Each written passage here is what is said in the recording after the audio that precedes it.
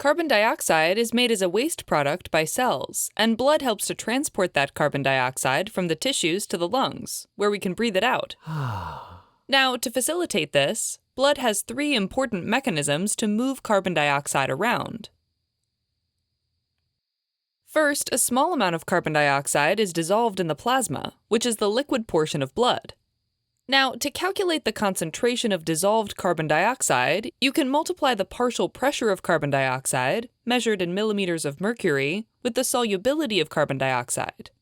The solubility of carbon dioxide is the amount of carbon dioxide that can be dissolved in blood, and it turns out that in 100 milliliters of blood, 0.07 milliliters of carbon dioxide is dissolved per millimeter of mercury of carbon dioxide. Enjoying our Osmosis videos? Unlock your full potential with an Osmosis subscription. Get unlimited access to every Osmosis feature and resource with a free 7-day trial. In venous blood, the equation becomes dissolved carbon dioxide equals the venous partial pressure of carbon dioxide in millimeters of mercury times 0.07 milliliters of carbon dioxide per millimeters of mercury per 100 milliliters of blood. And if we plug in the partial pressure of carbon dioxide in the veins, which is about 45 millimeters of mercury, we get 3.15 milliliters of carbon dioxide in 100 milliliters of blood. This works out to be about 5% of the total carbon dioxide transported by the blood, but it can go up to 10%.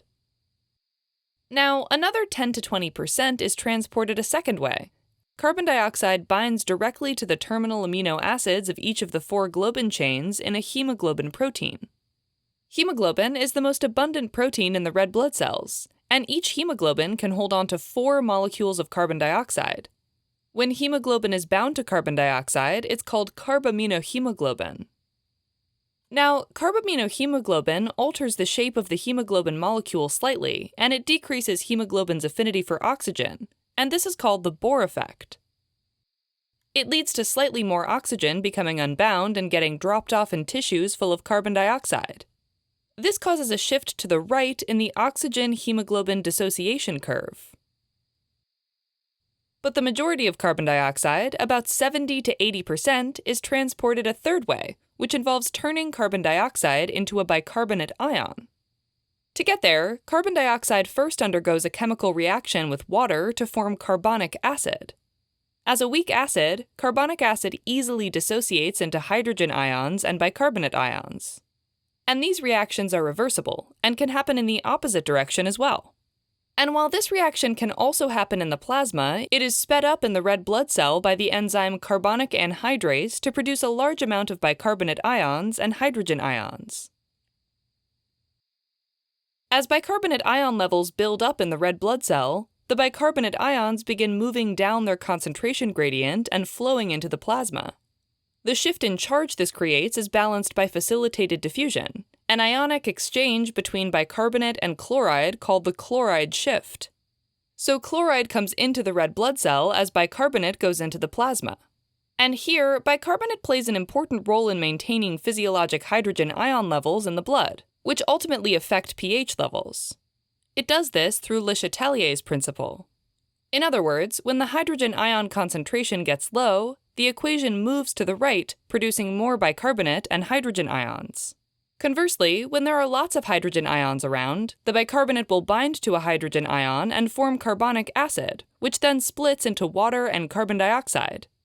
Ultimately, the concentration of hydrogen ions doesn't shift too quickly in either direction, and that means the pH stays stable. Now, carbon dioxide waste ultimately needs to make its way from the tissues to the lungs and be removed from the body through expiration. So, in the lungs, release of carbon dioxide from the blood occurs because of a decrease in partial pressure of carbon dioxide and increase in partial pressure of oxygen compared to the tissues. This means that all the processes working to pick up carbon dioxide in the tissues are reversed in the lungs. As a result of higher partial pressure of oxygen, more oxygen diffuses into the red blood cells and binds with hemoglobin at its heme group.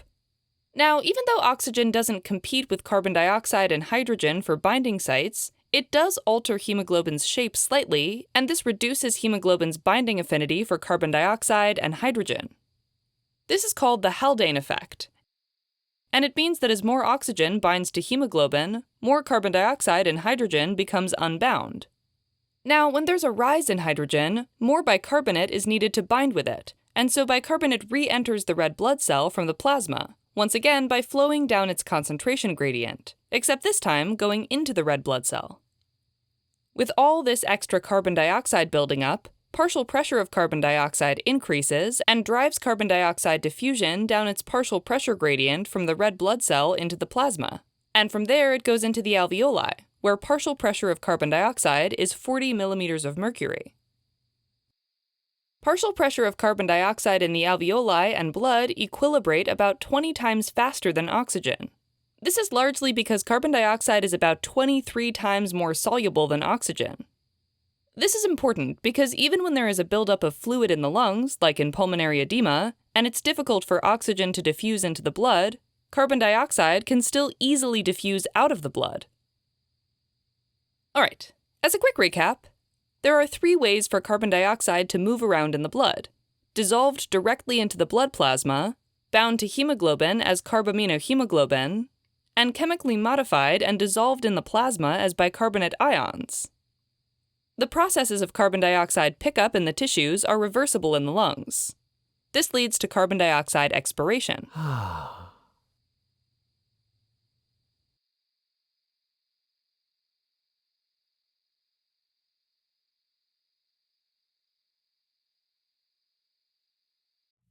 Helping current and future clinicians focus, learn, retain, and thrive. Learn more